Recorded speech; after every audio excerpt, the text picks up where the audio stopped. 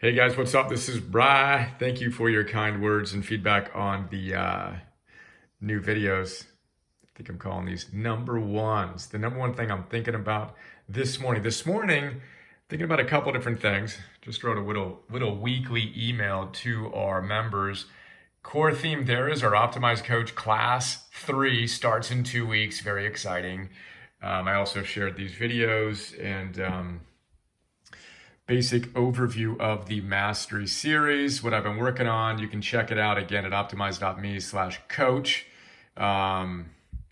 Anyway, I worked on eating, moving, and sleeping, the fundamentals. Eating, moving, sleeping, breathing, focusing. Filmed all those this week.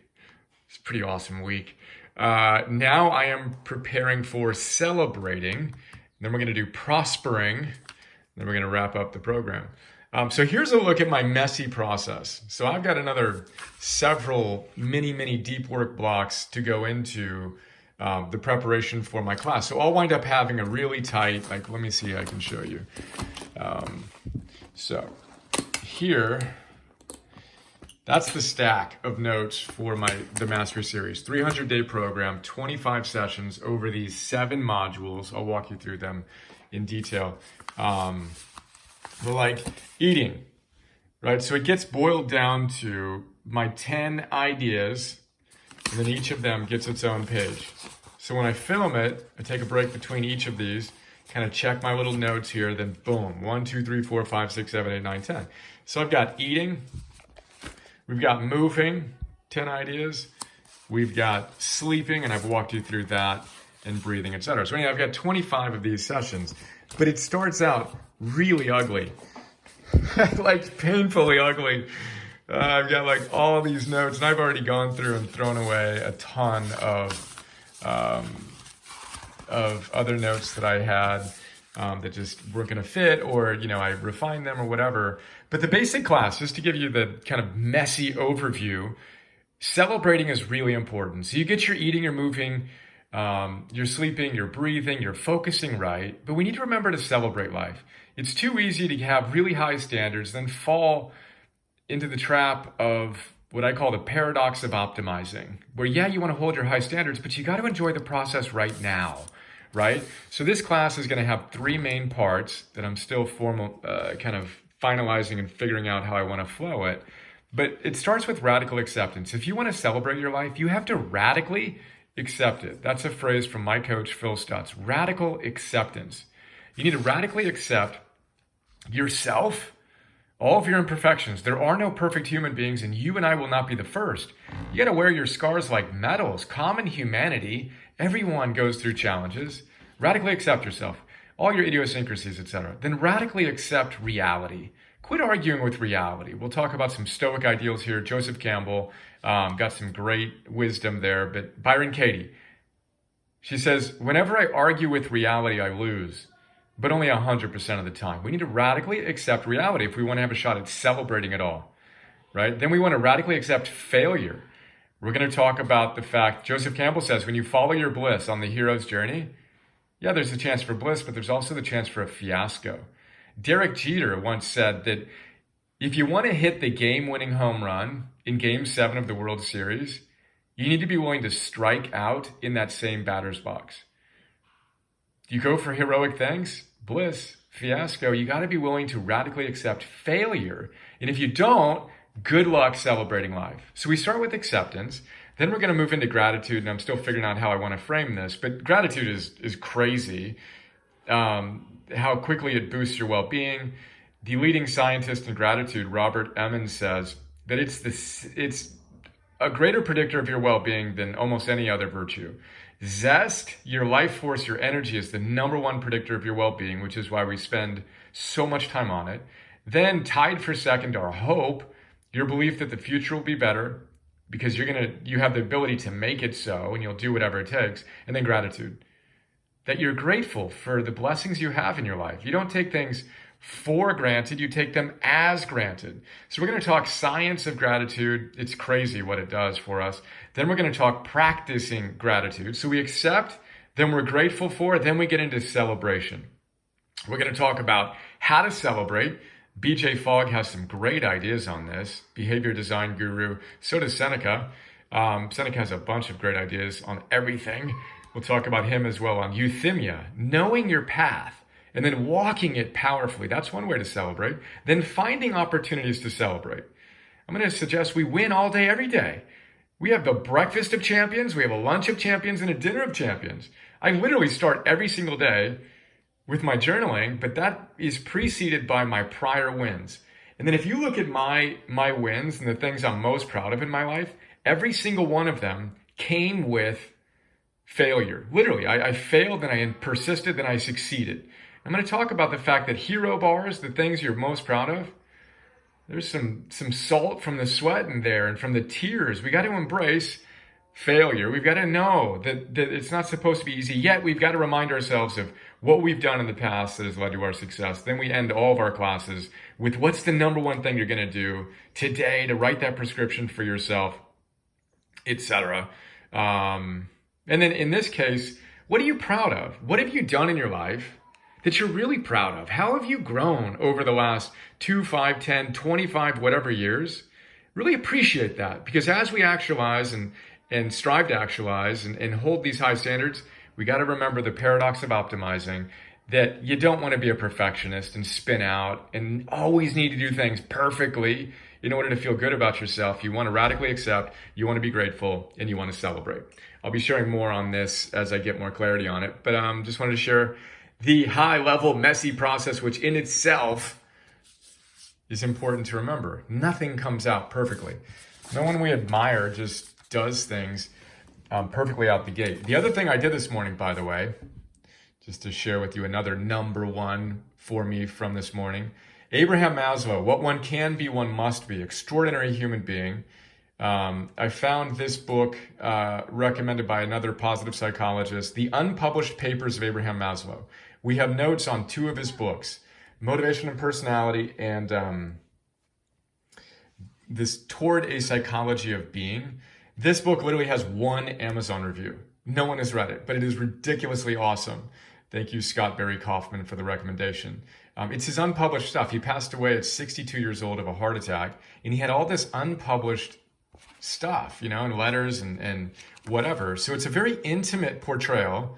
You want to see how I interact with a book? Here you go. That's how I find ideas that I think are worthy of pulling out. I read it and I'm like, oh my gosh, that's awesome. Boom. Big idea. And then I wondered here, did he read Aristotle? I don't think he did, because he's talking about things that indicate that wasn't a deep part of his studying, but fascinating parallels, right? We've got some great stuff in here that I'll be sharing in the Philosopher's Note. But then I actually wrote a +1 on this passage that I might spare you the details on. But long story short, he was going to give a talk, right? And he started his talk. This is a transcript of his talk. So again, if you don't know, Abraham Maslow is one of the world's greatest humanistic psychologists, one of the leading luminaries of the 20th century.